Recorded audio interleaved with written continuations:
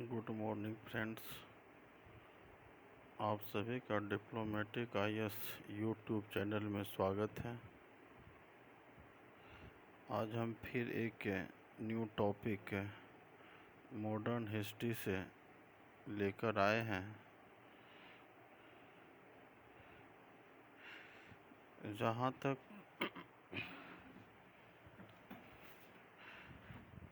तक मुझे याद है कि पिछले लेक्चर में हमने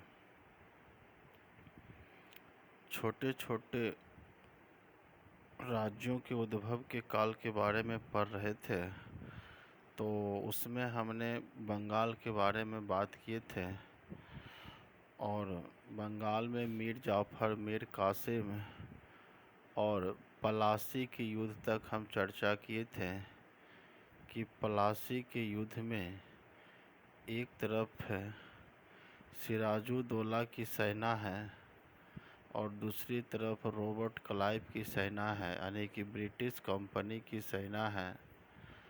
और इसमें रॉबर्ट क्लाइव ने चालाकी से सिराजुद्दौला के कुछ अधिकारियों को वह अपने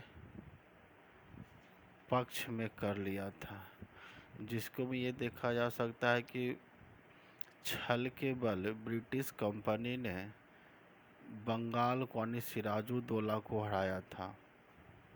तो इसलिए बहुत क्वेश्चन बनते हैं कि पलासी युद्ध वास्तविक में युद्ध था ही नहीं, और पलासी युद्ध के बाद ब्रिटिश भले ही जीत गया था, लेकिन उसे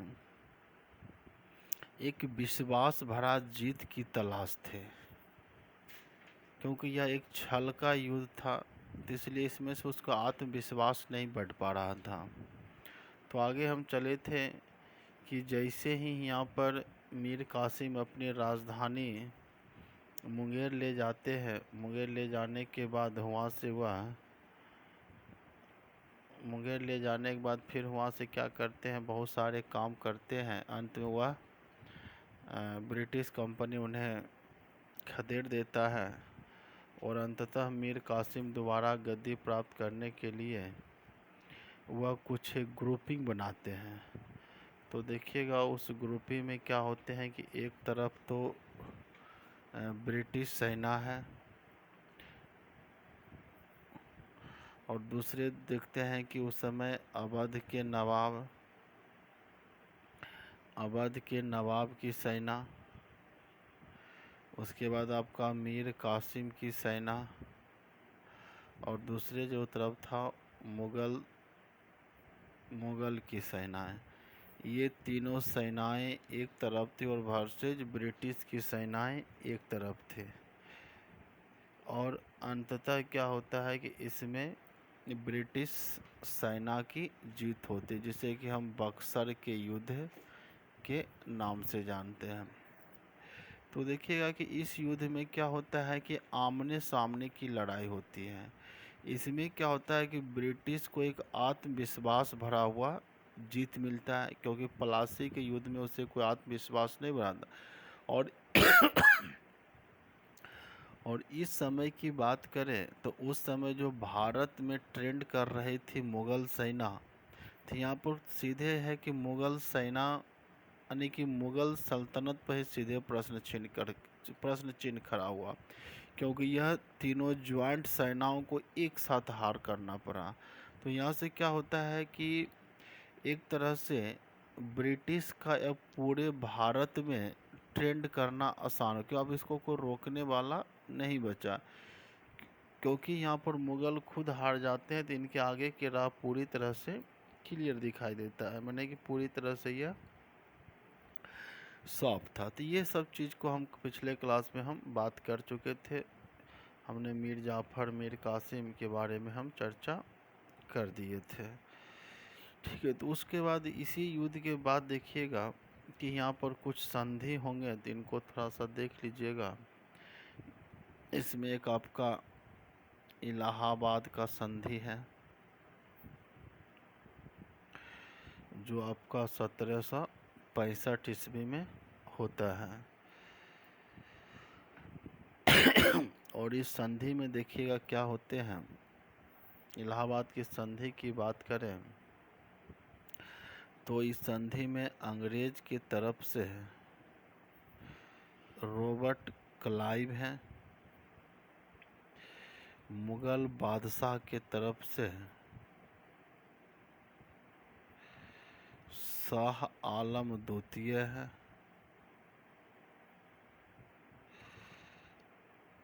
उसके बाद अवध के नवाब के रूप में आपका शुजा उद-दौला है, और उस समय जो बंगाल का नवाब है, बंगाल का नवाब इस समय रहते हैं नजमुद्दौला, नजमुद्दौला इस समय के यहाँ पर नवाब हैं। क्योंकि मीर जाफ़र की मृत्यु के बाद क्या होते हैं कि नजमुद्दौला नवाब बनाया गया, और इसी के समय क्या था, क्वेश्चन पूछा था, इसी समय इलाहाबाद की संधि हुई थी। तो ये इलाहाबाद की संधि है, इनके बीच में हुआ था। तो इसका कुछ पॉइंट आउट कर लीजिए इलाहाबाद की संधि में। तो पहला पॉइंट लिखिएगा, इस संधि के तहत अंग्रेजों ने मुगल सम्राट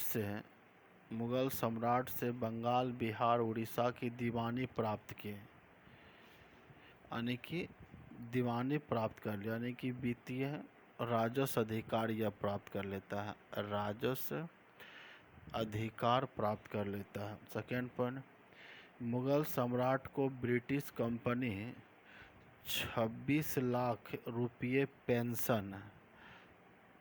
पेंशन देगी, किंतु यह धनराशि बंगाल के नवाब पर आरोपित की गई। 26 लाख जो पेंशन देगी, लेकिन ये पेंशन को पूरा कौन करेगा, जो बंगाल का नवाब है वह देगा। थर्ड पॉइंट में लिखिएगा, अवध के नवाब से संधि कर उसने इलाहाबाद, जो अवध के होते हैं, इनके साथ संधि कर इलाहाबाद एवं करा, ईपू में पड़ता है, करा का क्षेत्र लेकर मुगल सम्राट को दे दिया गया, और अवध नवाब पर युद्ध हार जाने के रूप में 50 लाख रुपये आरोपित की गई। नेक्स्ट, अवध को अंग्रेजों ने आश्वासन दिया कि अगर कोई शक्ति अवध पर आक्रमण करती है तो अंग्रेज अवध का सहायता करेंगे, जिसका खर्च नवाब उठाएगा। इसको बोला गया कि अगर अवध पर किसी प्रकार का आक्रमण होता है तो आपकी रक्षा ब्रिटिश सेना करेगी, लेकिन उस लड़ाई में जो भी खर्च होगा वो कौन उठाएंगे, बंगाल के नवाब उठाएंगे।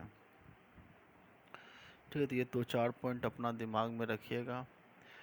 पैराग्राफ चेंज करके लिखिएगा, इस संधि से अंग्रेज वैध शासक बन गए। अब बंगाल का राजस्व प्राप्त करने के लिए भारत के मुगल सम्राट द्वारा अधिकृत हो गए। इस तरह बक्सर के युद्ध परिणाम ने अंग्रेजों को वैधता प्रदान कर दी, जहां से उन्होंने भारत विजय की प्रक्रिया आरंभ की और धन की लूट को एक संस्थागत रूप दिया। इसलिए बक्सर के युद्ध को एक निर्णायक युद्ध भी कहा जाता है। यानी पलासी का युद्ध उतना इम्पोर्टेंट नहीं था, लेकिन बक्सर का युद्ध क्या है कि निर्णायक युद्ध होता है, यानी कि आमने सामने की लड़ाई होती है। इसमें किसी भी प्रकार की धोखाधड़ी नहीं देखी जाती है। तो ये सारे चीज़ को आपको थोड़ा सा ध्यान में रखना है। तो एक तरह से ये कह सकते हैं कि इलाहाबाद के संधि के बाद ही आप कह सकते हैं कि एक तरह से द्वैध शासन है, यानी भारत में एक तरह से द्वैध शासन क्या होता है, प्रारंभ हो जाता है। और ये जो द्वैध शासन है, ये द्वैध शासन 1765 से 72 तक चलता है। ठीक है, तो द्वैध शासन में क्या होता है कि आपका बंगाल का जो नवाब है यह प्रशासनिक देख रहा है, प्रशासनिक काम अधिकार इनके पास है। और यहाँ से बात करते हैं अंग्रेज जो है, अंग्रेज यहाँ पे क्या कर रहे हैं, वित्तीय अधिकार अपने पास ले लिए, यानी कि राजस्व इकट्ठा करने का काम ये करेंगे और बाकी बात शासन कैसे चलाना है यह काम नवाब करेंगे। इसी को हम द्वैध शासन के रूप में भी जानते हैं। तो देखिए बंगाल में क्लाइव ने नवाब नजमुद्दौला के समय 1765 ईस्वी में द्वैध शासन लागू किया। इस व्यवस्था के तहत दीवानी अधिकार तो कंपनी के पास रहा, किंतु प्रशासनिक उत्तरदायित्व नवाब के पास रहा, जो अंग्रेजों पर ही निर्भर था। इस प्रकार एक ही प्रांत पर दो शक्तियों का शासन मौजूद था। अंग्रेजों के पास वास्तविक शक्ति थी, जबकि नवाब के पास उत्तरदायित्व था। ठीक है, तो इसको थोड़ा सा लिख लीजिएगा। एक छोटा सा टॉपिक डाल दीजिए, द्वैध शासन क्यों लागू किया गया। आखिर चाहते थे यहाँ पर ब्रिटिश प्रशासनिक और वित्तीय दोनों ले सकते थे, लेकिन ये वित्तीय लेते हैं, प्रशासनिक नहीं लेते। इसके पीछे क्या रीज़न है, तो लिखिएगा द्वैध शासन क्यों लागू किया गया, इसके कारक क्या क्या है। तो पहला पॉइंट लिखिएगा, अंग्रेजों द्वारा बंगाल की जनता पर प्रत्यक्ष नियंत्रण करने से उन्हें भारतीय असंतोष का सामना करना पड़ सकता था, जिससे उनके आर्थिक लाभ बाधित होते। अतः आर्थिक लाभ लेने के लिए द्वैध शासन को अपनाया गया। तो देखिए कारण ये है कि ये बोले कि हमें ब्रिटिश तो प्रॉफिट के लिए काम कर रहे थे, बोला मुझे प्रशासन से क्या मतलब है, उसको तो राजस्व चाहिए, राजस्व उन्हें अधिकार मिल ही गया। और बोल रहे थे अगर हम यहाँ पर नवाब का पद ही ख़त्म कर देंगे तो इससे हो सकता है कि बाहर जो भी नवाब के प्रति श्रद्धा होती है नागरिकों, वह सब कहीं असंतोष ना कर दे। तो इससे क्या होगा कि जो भी फ़ायदा होने वाला था वह भी ब्रिटिश के हाथों से निकल ना जाए। तो पहला चीज़ तो यह ध्यान में रखा। दूसरा लिखिए, प्रत्यक्ष रूप से ब्रिटिश द्वारा सत्ता लेने पर अन्य यूरोपीय व्यापारियों के विरोध का भी भय था। वस्तुतः उन्हें कर देने के लिए बाध्य करने पर यूरोपियों से संघर्ष हो सकता था। इससे बचने के लिए द्वैध शासन लागू किया गया। और देखिए यहाँ पर बहुत सारे यूरोपीय कंपनियां भारत में काम कर रही। अगर यह बंगाल को अपना क्षेत्र, अपना राजनीतिक, प्रशासनिक, वित्तीय सारे अधिकार ले लेंगे तो हो सकता है कि यूरोपीय लोग भी, यूरोपीय कंपनी भी इसका क्या कर लेंगे, विरोध कर देंगे, क्योंकि यह एक तरह से वैश्विक मामला बन जाएगा। क्योंकि अब वर्ल्ड हिस्ट्री में पढ़िएगा यूरोप का इतिहास, तो यूरोप में भी कुछ घटनाएं होती थी तो उसका असर भारत में भी देखा जाता था। तो इसलिए भी यह द्वैध शासन पर ही ध्यान दिया। थर्ड पॉइंट लिखिए, प्रशासनिक कठिनाइयों से बचने के लिए क्लाइव ने यह नीति लागू की। एक कारण यह था कि इन लोगों का भी प्रशासनिक रूप से उतने सक्षम नहीं थे कि ये प्रशासनिक और राजकीय कार्य को भारत में संभाल सकते, कि उनकी भारत की भाषाएं, धर्म, न्याय किस आधार पर दिया जाता है, भारत की समाज को किस तरह से चलाया जा सकता है, तो यह भी उनके पास अभी पूर्णतः जानकारी नहीं था। और कह सकते इस तरह के वह अभी एक तरह से टेंशन नहीं लेना चाहते थे, वह अभी सिर्फ अपना ध्यान राजस्व पर ही रखना चाहते थे। नेक्स्ट पॉइंट, क्लाइव यदि बंगाल की सत्ता अपने हाथ में ले लेता तो ब्रिटिश संसद कंपनी के कार्यों में हस्तक्षेप करते हुए उस पर कठोर नियंत्रण लगा सकती थी। तो यह भी एक कारण था। ठीक, तो उसके बाद इस चीज़ को थोड़ा सा देख लीजिएगा। अब उसका थोड़ा सा लिखिएगा परिणाम, परिणाम क्या हुआ। तो पहला पॉइंट कि कंपनी के अधिकारियों में दायित्वहीनता का विकास हुआ, फलतः कानून व्यवस्था कमजोर हुई, जिससे अव्यवस्था फैली। सेकेंड, तो मनमाने तरीके से राजस्व वसूली से कृषकों की स्थिति दयनीय हुई और कृषि का ह्रास हुआ। थर्ड पॉइंट, किसानों के शोषण में वृद्धि हुई, फलतः उत्पादन में कमी आई, इससे अकाल की स्थिति उत्पन्न हुई। नेक्स्ट पॉइंट, कंपनी के कर्मचारी निजी व्यापार पर अधिक बल देने लगे, अतः कंपनी के व्यापार पर प्रतिकूल प्रभाव पड़ा। यानी कि इससे क्या हुआ, कुछ नकारात्मक देखा गया। तो इसी कारण क्या होता था, 1772 में 65 से वारेन हेस्टिंग्स आते हैं, और वारेन हेस्टिंग्स क्या करते हैं कि भारत से वह द्वैध शासन व्यवस्था को क्या करते हैं, ख़त्म कर देते हैं, और यह पूरी तरह से क्या करते हैं, बंगाल पर ब्रिटिश सत्ता स्थापित हो जाती है। यानी 65 से 72 दो अलग अलग शासक थे, लेकिन अब यह प्रशासनिक, राजनीतिक और वित्तीय ये सारा काम कौन करेंगे, अब ब्रिटिश खुद करेंगे। तो यानी कि वारेन हेस्टिंग्स ने द्वैध शासन व्यवस्था को अंत कर दिया। अभी सवाल बार बार पूछे जाते हैं। तो ये सारे जो हमारा टॉपिक था, यह हमारा बंगाल से संबंधित था। ठीक है, तो उसके बाद अब छोटे छोटे राज्य हैं, अब उनके बारे में भी थोड़ा सा देख लेंगे। तो मेन तो हमारा ये बंगाल था। उसके बाद एक टॉपिक हम थोड़ा सा सही ढंग से मैसूर के बारे में भी पढ़ेंगे। उसके पहले हम कुछ छोटे छोटे टॉपिक को देखते हैं। अब थोड़ा सा बंगाल के बाद आइए, अब अवध को देखिए। तो अवध के बारे में लिख लीजिए थोड़ा सा। इसकी स्थापना 1722 में सआदत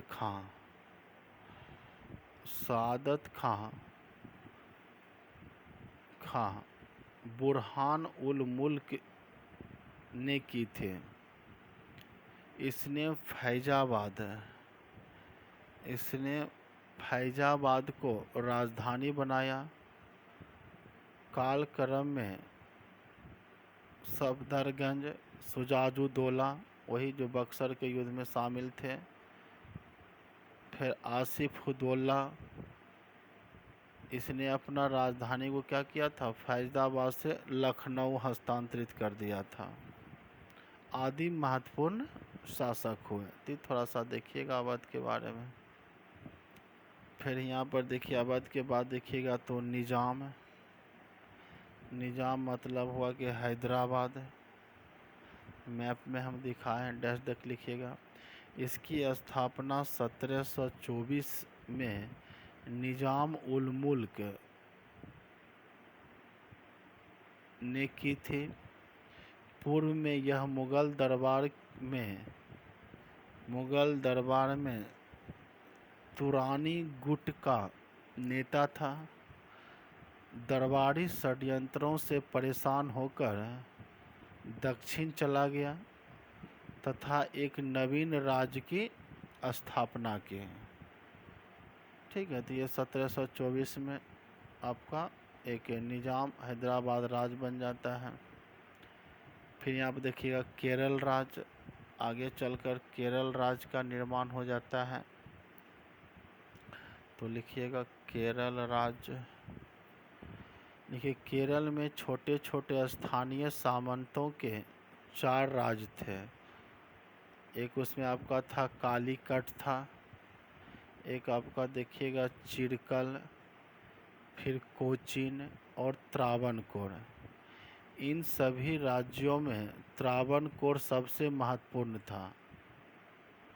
ठीक है, 4 थे, इसमें सबसे ज़्यादा महत्वपूर्ण त्रावणकोर था। इसी में से आपका देखिएगा मार्तंड वर्मा यहाँ के महत्वपूर्ण शासक थे। उन्होंने एक शक्तिशाली फौज खड़ी की,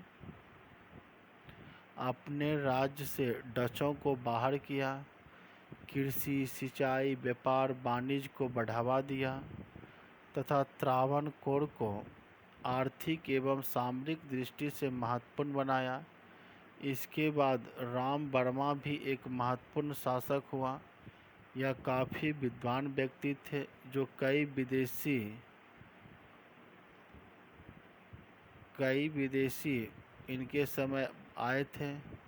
राजा रवि वर्मा अगले महत्वपूर्ण शासक बने। जो कि एक प्रसिद्ध चित्रकार थे। यानी कि ये थोड़ा थोड़ा आपको थोड़ा थोड़ा पढ़ लीजिएगा नोट से केरल। सॉरी। उसके बाद देखिएगा कर्नाटक राज्य, इसकी स्थापना सदादुतौला खान ने की थी। फिर देखिएगा एक था फर्रुखाबाद राज्य, फर्रुखा, ये सबको नाम बता देता हूँ। फर्रुखाबाद राज्य, डैश देख लिखिए। मोहम्मद खां बंगरा अफगान नामक व्यक्ति ने की थी।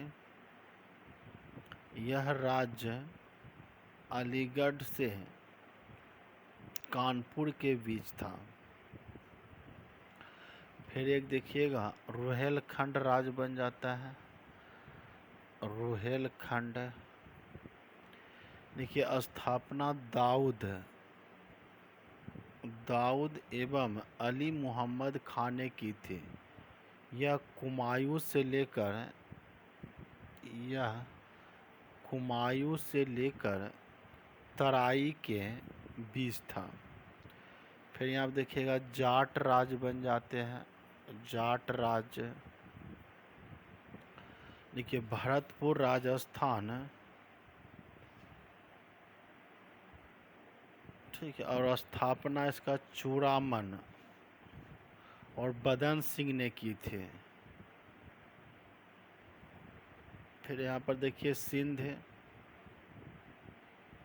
यहाँ अमीरों का शासन था सिंध में। फिर बात करें तो राजपूताना के राज्य,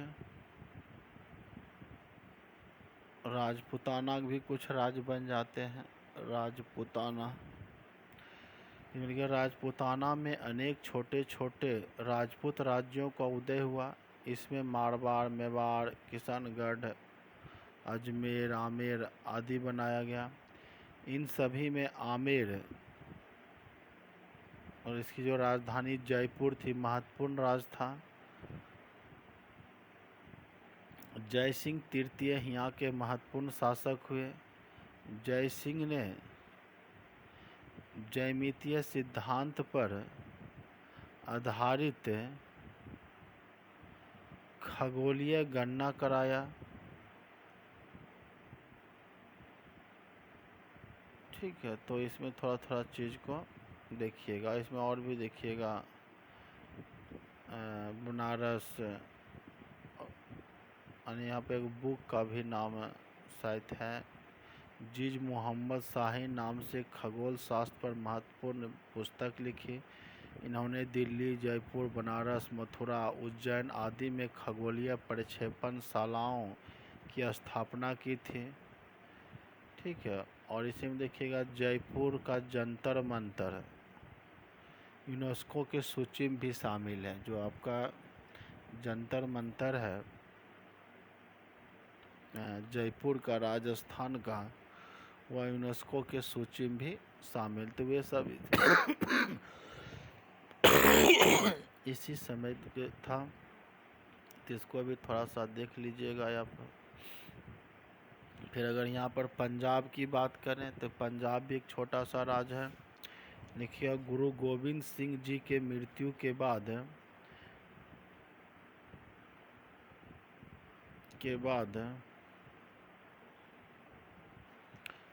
सिख मिसलों का उदय हुआ। इन्हीं में से एक सकुचरिया मिसल का उदय हुआ। रंजीत सिंह इसी से संबंधित थे। वे काफ़ी कुशल योद्धा एवं प्रशासक थे। अन्यों को मिलाकर एवं पराजित कर उन्होंने एक मजबूत पंजाब राज्य की स्थापना की थी। इसमें देखिए मिसल एक शब्द है, मिसल। तो मिसल किसको कहते थे? छोटे छोटे सरदारों का शासन, जिसे मिसल कहा जाता था। तो यहाँ पर था पंजाब का क्षेत्र बात करें तो छोटे छोटे सरदारों का शासन था, उसी को हम मिसल कहते हैं। तो यहाँ पर पंजाब का निर्माण हो जाता है। तो इस तरह से हम देख रहे हैं कि एक जो छोटे छोटे काल था, छोटे छोटे राज्यों का काल, हम उसको यहाँ पर देखने की कोशिश किए हैं। तो नेक्स्ट लेक्चर में एक छोटा सा हम मैसूर को लेकर डीएनए कर लेंगे, क्योंकि मैसूर का थोड़ा सा यहाँ पूछा जाता है, कुछ युद्ध होते हैं, टीपू सुल्तान है, तो उसके बारे में हम थोड़ा सा चीज़ को समझेंगे। फिर थोड़ा सा हम यहाँ पर मराठा को समझ लेंगे, ठीक है। और मराठा को समझने के बाद फिर हम अपना धीरे धीरे चीज़ को आगे लेकर बढ़ेंगे। चलिए फिर हम नेक्स्ट लेक्चर में आपसे मिलते हैं। आप सभी का बहुत बहुत धन्यवाद।